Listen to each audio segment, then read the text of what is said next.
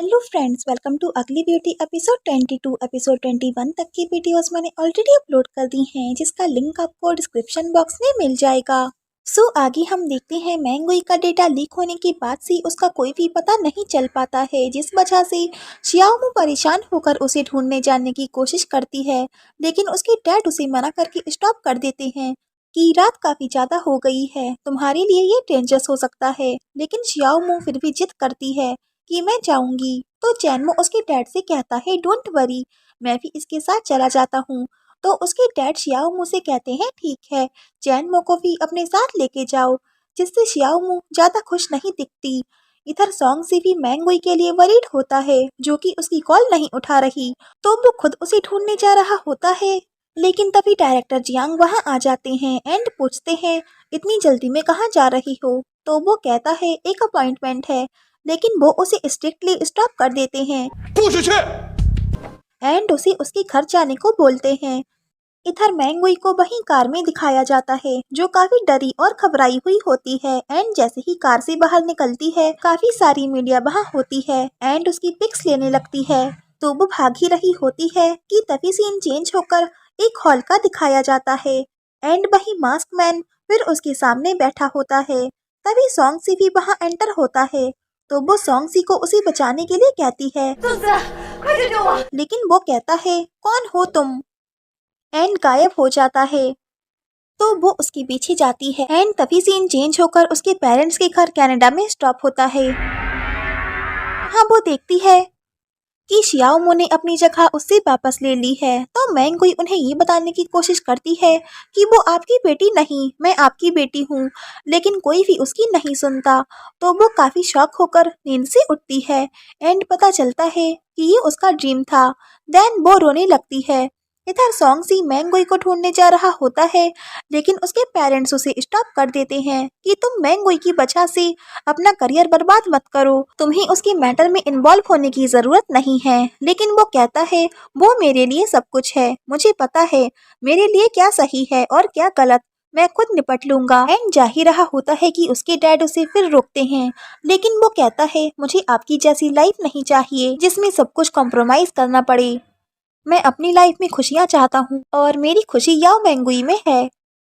And वहां से चला जाता है। इधर ये दोनों सीसी के पास आए होते हैं, जहाँ शियाओमू अपसेट दिखती है क्योंकि मैंगुई का पता उसे नहीं चला। देन वापस जा रहे होते हैं, तो चैनमो उसे बताता है कि मैंगुई के चले जाने से सिचुएशन काफी बिगड़ गई है, तुम जाकर सब कुछ सॉर्ट आउट कर सकती हो। लेकिन वो उसकी बातों को इग्नोर करती रहती है। तो चैनमो उससे पूछता है क्या तुम मुझे अवॉइड करना बंद करोगी। तो शियाओमू कहती है क्या तुम शांत नहीं हो सकते, मैं तुमसे बात करना नहीं चाहती, ये सब तुम्हारी वजह से ही हुआ है। बैंक फी को तुम्ही ने मेरे लिए जॉब के लिए हायर किया था ना, अगर तुम उसे नहीं लाई होते तो मैंगुई से उसकी मुलाकात कभी नहीं होती और ना ही वो मुझे गलत समझती। एंड जाने लगती है, तो वो भी उसके साथ जा रहा होता है, लेकिन वो उससे कहती है मेरे पीछे मत आओ, दूसरा काम करो। लेकिन वो कहता है जब तक बैंक फी पकड़ा नहीं जाता मैं तुम्हें अकेला नहीं छोड़ सकता, एंड वैसे भी मैं तुम्हारा असिस्टेंट हूँ। देन दोनों चले जाते हैं कि तभी बैंक फी फिर दिखाया जाता है, जो शियाओमू के पीछे अभी भी पड़ा होता है। आगे घर आकर वो फिर उससे लड़ने लगती है कि तुम्हें काम के सिवाय कुछ पड़ी है। तो चैनमो कहता है ऑफ कोर्स, मैं तो अपना काम ही करूंगा ना, तुम्हें यहाँ तक आने में कितना हार्डवर्क लगा है, क्या तुम अपने एफर्ट को ऐसे ही वेस्ट जाने दोगी। मैं तुम्हारा असिस्टेंट हूँ और अपनी ड्यूटी ही कर रहा हूँ। तो वो कहती है और मेरी सिस्टर का क्या, अगर तुमने वो वीडियो शूट नहीं की होती तो बैंक पे की हाथ लगी ही ना होती और ना ही मैंगुई को ये सब फेस करना पड़ता। तो चैनमो कहता है उस वीडियो में ऐसा कुछ भी नहीं है जिससे मैंगुई का फ्यूचर इफेक्टेड हो, ये उस रिपोर्टर की वजह से हुआ है जो तुम्हारा एक्टिंग क्लास के टाइम पीछा कर रहा था। उस कैमरा में जो ली दाइशवान की पिक्स थी, क्या तुम्हें वो याद नहीं है। सो गाइज, उसमें ली दाइशवान एंड डायरेक्टर जियांग साथ में थे एंड काफी क्लोज थे। तो यही देखकर शियाओमू ने वो कैमरा गुस्से में तोड़ दिया था। वेल चैनमो उससे कहता है कल सुबह 8 बजे मैं तुम्हारा वेट करूंगा, तुम्हें शायद अपने फ्यूचर की चिंता ना हो, लेकिन मैं तुम्हारा असिस्टेंट हूँ और मुझे तुम्हारे करियर की चिंता है। तो शियाओमू कहती है तो तुम ये जॉब छोड़ सकते हो अब और मत बनो मेरी असिस्टेंट। लास्ट टाइम तुमने खुद रिजाइन किया था, इस टाइम मैं तुम्हें फायर करती हूँ, चले जाओ यहाँ से। तो वो ये सुनकर काफी अपसेट हो जाता है एंड चला जाता है। लेकिन फिर भी शियाओमू को बस मैंगुई की ही पड़ी होती है। इधर सॉन्गसी भी उसे ढूंढ रहा होता है, लेकिन उसे भी उसकी कोई इन्फॉर्मेशन नहीं मिलती कि तभी उसे चैनमो की कॉल आती है कि मुझे पता है तुम मैंगुई को ढूंढ रही होगी, मैं तुम्हें उसकी इन्फॉर्मेशन दे सकता हूँ, कल मुझसे आकर मिलो। देन नेक्स्ट मॉर्निंग वो उससे मिलने आता है तो चैनमो इस टाइम बनाना के घर पर होता है। वेल सॉन्गसी के वहाँ एंटर करते ही उसकी नजर वहां लगी उसकी एनिमी पोस्टर पे जाती है, तो वो इधर उधर देखता ही है कि उसके और पोस्टर्स भी लग रही होते हैं। तो चैनमो उससे कहता है ये सब तैंगशिन ने किया है, वो तुम्हारी एक बिग फैन है ना। तो सॉन्गसी हंसता है एंड कहता है मुझे मैंगुई की इन्फॉर्मेशन दो। तो वो तैंगशिन को बुलाता है जो सॉन्गसी को बताती है कि मैंगुई ने मुझसे ये सीक्रेट रखने को बोला था, लेकिन फिर भी वो उसे बताती है कि मैंगुई ने मुझसे कहा था मैं सॉन्गसी को छोड़कर जा रही हूँ एंड उसे ऑफिस जाकर उसका सारा सामान पैक करके जाने से पहले लाने को बोला था। तो तैंगशिन उसे ले गई थी एंड मैंगुई को दे दिया था, जहाँ मैंगुई ने उससे ये भी कहा था कि तुम मेरी असिस्टेंट हो, इसलिए मैं तुम्हें एक सीक्रेट बता रही हूँ, मैं अब्रॉड जा रही हूँ और कभी वापस नहीं आऊंगी। सॉन्गसी को कुछ भी पता नहीं चलना चाहिए, तो यही सब वो सॉन्गसी को बता देती है कि मुझे पता है तुम मैंगुई से प्यार करते हो और वो भी तुमसे प्यार करती है, तो तुमसे ये सीक्रेट हाइड कैसे रखती। तो सॉन्गसी उसे थैंक्स कहता है। आगे चैनमो अपने डैड के पास आता है एंड बताता है कि मुझे फायर कर दिया गया। तो वो कहते हैं तो तुम्हारी गर्लफ्रेंड ने तुम्हें फायर किया। तो वो कहता है हाँ, मेरी वजह से उसे हर्ट हुआ, मैंने पहले रिपोर्टर की जॉब करके उससे झूठ बोला था, काश मैंने ऐसा किया ही ना होता। तो वो कहते हैं उसे थोड़ा टाइम दो, तुम दोनों के बीच खुद ही सब कुछ ठीक हो जाएगा, उसने गुस्से में ऐसा किया है। एंड दोनों ड्रिंक करने लगते हैं। तो उसके डैड उसे बताते हैं हमेशा से मैं चाहता था कि जब मेरा बेटा बड़ा होगा तो मैं उसके साथ ड्रिंक करूंगा, आज मेरा ये ड्रीम भी पूरा हो गया। आगे शियाओमू चैंगमिंग की ऑफिस आई होती है तो वो उसे मैंगुई के प्रोजेक्ट्स को लेने के लिए कहता है, लेकिन शियाओमू कहती है मैं ऐसा नहीं कर सकती, लेकिन वो उसे अपनी बातों में उलझाने की कोशिश करता है। तो वो कहती है ठीक है, मैं घर जाकर सोचूंगी एंड चली जाती है। तो आगे चैनमो उसे बाहर ही मिलता है एंड कहता है क्या तुम शूट पे जा रही हो, चलो मैं तुम्हें ड्रॉप कर देता हूँ। तो वो उसे मना कर ही रही होती है, लेकिन वो कहता है मुझे तुम्हारी मीटिंग्स को हैंडल करना है, तुम नहीं कर पाओगी। तो वो एग्री हो जाती है, लेकिन चैनमो से फिर भी बात नहीं करती। आगे वो जा रही होते हैं तो पैंग भी उन्हें फिर फॉलो करता है। आगे ड्राइव करते हुए चैनमो की नजर पीछे आ रही कार पे पड़ती है, जो ओब्वियसली पैंग फे की ही होती है, जिसे देखकर वो शियाओमू को सीट बेल्ट लगाने को बोलता है।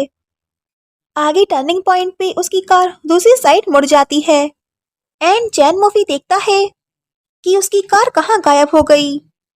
कि तभी नेक्स्ट टर्निंग पॉइंट पे पैंग फे अपनी कार लाकर चैनमो की कार को टक्कर मार देता है एंड काफी तगड़ा वाला एक्सीडेंट हो जाता है। उसकी कार भी डैमेज हो जाती है। तो चैनमो तो बाहर आ जाता है, लेकिन शियाओमू अंदर ही फंसी रह जाती है एंड कार में आग भी लगने लगती है।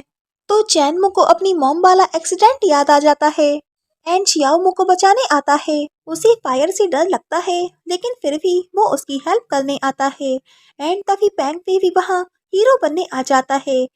एंड जैसे ही चैनमो शियाओमू को वहाँ से निकालकर बाहर लाता है, बस उनकी हटती ही कार बम की तरह फट जाती है।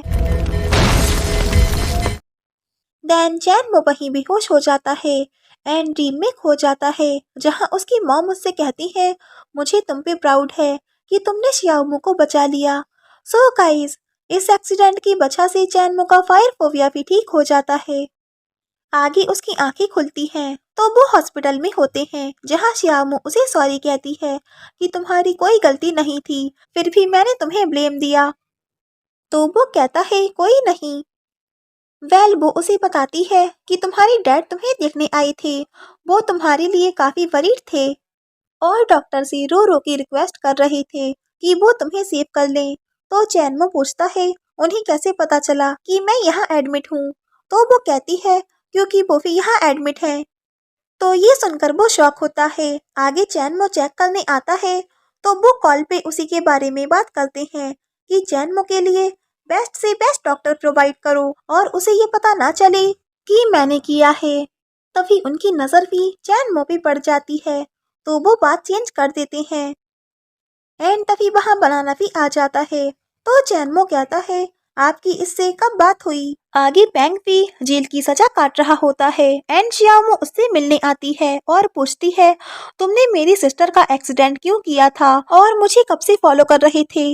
देन वही लिपस्टिक दिखाकर कहती है मुझे पता चल गया है कि तुम कौन हो, तुम मुझे मारना चाहते थे। वो कहता है नहीं, मुझे नहीं पता था कि कार में तुम भी हो, मैं तो बस चैनमो को मारना चाहता था क्योंकि मैंने देखा है वो तुम्हें परेशान करता रहता है। शियाओमो कहती है उसने ऐसा कभी भी नहीं किया, वो मेरा बॉयफ्रेंड है। चलो ठीक है, तुम चैनमो को मारना चाहते थे लेकिन मेरी सिस्टर से तुम्हारा क्या लेना देना था, तुमने उसका एक्सीडेंट क्यों किया। तो वो कहता है तुम्हारे लिए एंड फ्लैशबैक दिखाते हैं कि मैं तुम्हें ढूंढने उस बारबेक्यू स्टॉल पे गया था लेकिन तुम जॉब छोड़ के जा चुकी थी। फिर एक दिन मैंने मैंगुई का टीवी शो देखा, मुझे लगा वो तुम हो, लेकिन जब मुझे पता चला कि वो तुम्हारी ट्विन सिस्टर है तो मैं ऐसा कैसे होने दे सकता था। मैंने तुम्हें एक्ट्रेस बनाने के लिए उसकी जान लेने की कोशिश की, तुम उससे ज्यादा प्रीटी हो तो तुम्हारी होते हुए वो एक्ट्रेस कैसे बन सकती है। जिसे सुन के शियाओमो को उस पे बहुत ज्यादा गुस्सा आता है कि तुमने सोचा मैं अपनी सिस्टर को रिप्लेस कर दूंगी। तो वो कहता है ऑफ कोर्स, इसलिए मैंने उसे बर्बाद कर दिया, अब भी तुम उसे रिप्लेस कर सकती हो। तो शियाओमो कहती है लेकिन एटलीस्ट तुमने दाइशुआन को तो छोड़ दिया होता, वो मर चुकी है, तब भी तुमने उसकी फोटोज पोस्ट करके उसकी इंसल्ट की। तो वो कहता है मैंने उसकी फोटोज पोस्ट नहीं की। तो वो कहती है क्या कहा तुमने। तो वो कहता है हाँ, उसकी पोस्ट मैंने नहीं की है। तो शियाओमो कहती है ठीक है, लेकिन तुमने जो भी किया मैं उसके लिए तुम्हें कभी भी माफ नहीं करूंगी। देन आगे वो मैंगुई को टेक्स्ट करती है कि मैं आपको बहुत मिस कर रही हूँ, कहाँ हो आप, चाहे आपने कुछ भी किया हो लेकिन मैं आपको हमेशा की तरह सपोर्ट करूंगी, आप चाहे कहीं भी हो, लेकिन हमेशा याद रखना कि आपकी सिस्टर आपका वेट कर रही है, प्लीज मैसेज सीन करके मुझे रिप्लाई करना। इधर हम देखते हैं कि मैंगुई अपने पेरेंट्स के घर कनाडा आ जाती है तो वहाँ उसके मॉम डैड एंड उनका एक सन रहता है। आगे वो अपने रूम में आकर एक टॉय उठाकर चाइल्डहुड में खो जाती है। सो ये एपिसोड ही एंड होता है। If you like this video please like share and comment and don't forget press the bell icon. So thanks for watching this video, bye bye and take care.